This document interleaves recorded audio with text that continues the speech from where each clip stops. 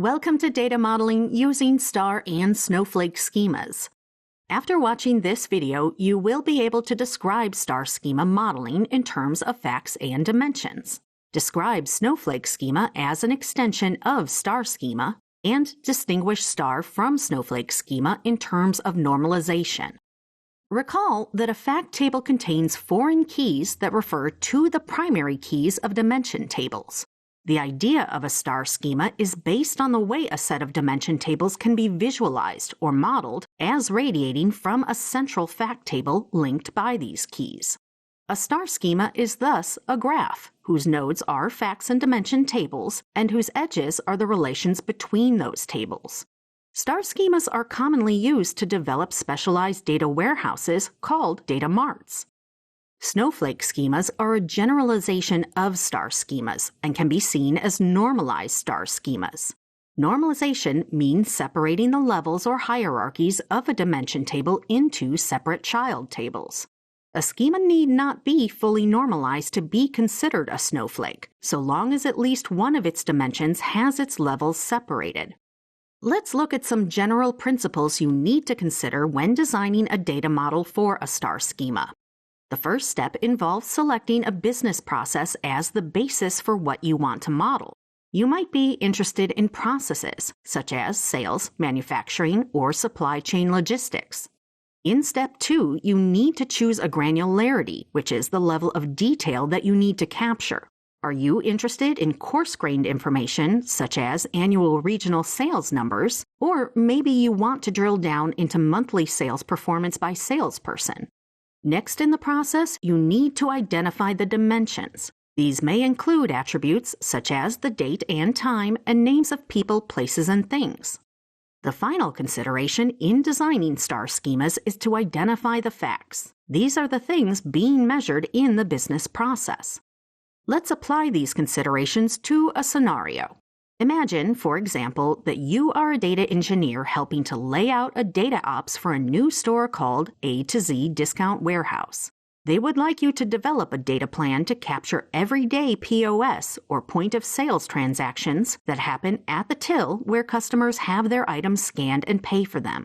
Thus, point of sale transactions is the business process that you want to model. The finest granularity you can expect to capture from POS transactions comes from the individual line items, which is included in the detailed information you can see on a typical store receipt. This is precisely what A to Z is interested in capturing. The next step in the process is to identify the dimensions. These include attributes such as the date and time of purchase, the store name, the products purchased, and the cashier who processed the items. You might add other dimensions like payment method, whether the line item is a return or a purchase, and perhaps a customer membership number. Now it's time to consider the facts. Thus, you identify facts such as the amount of each item's price, the quantity of each product sold, any discounts applied to the sale, and the sales tax applied. Other facts to consider include environmental fees or deposit fees for returnable containers. Now, you are ready to start building your star schema for A to Z Discount Warehouse. At the center of your star schema sits a point of sales fact table, which contains a unique ID called POS ID for each line item in the transaction, plus the following facts or measures: the amount of the transaction in dollars, the quantity or number of items involved, the sales tax, and any discount applied. There may be other facts to include, but these can be added later as you discover them. Each line item from a sales transaction has many dimensions associated with it. You include them as foreign keys in your fact table or as links to the primary keys of your dimension tables.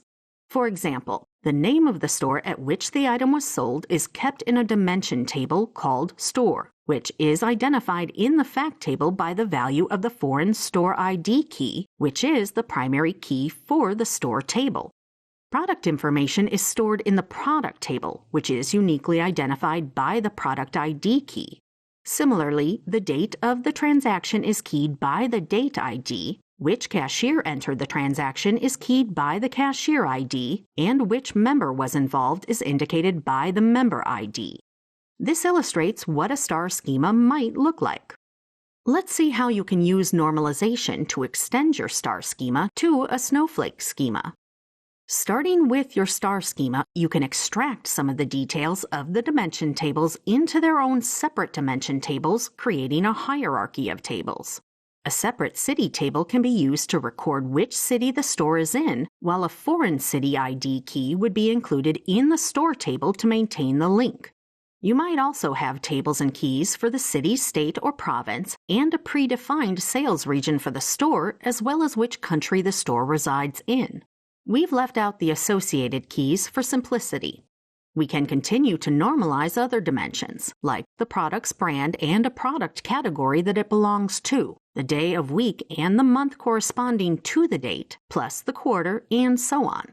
This normalized version of the star schema is called a snowflake schema, due to its multiple layers of branching which resembles a snowflake pattern.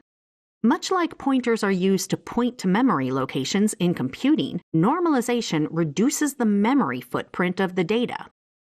In this video, you learned that the facts and dimensions tables, together with foreign and primary keys, are used to form star and snowflake modeling schemas. Design considerations for data modeling with star schema include identifying a business process, its granularity, and its facts and dimensions. Snowflake schemas can be described as normalized star schemas, where normalization involves separating dimension tables into individual tables defined by levels or hierarchies of the parent dimension and reduces storage footprint.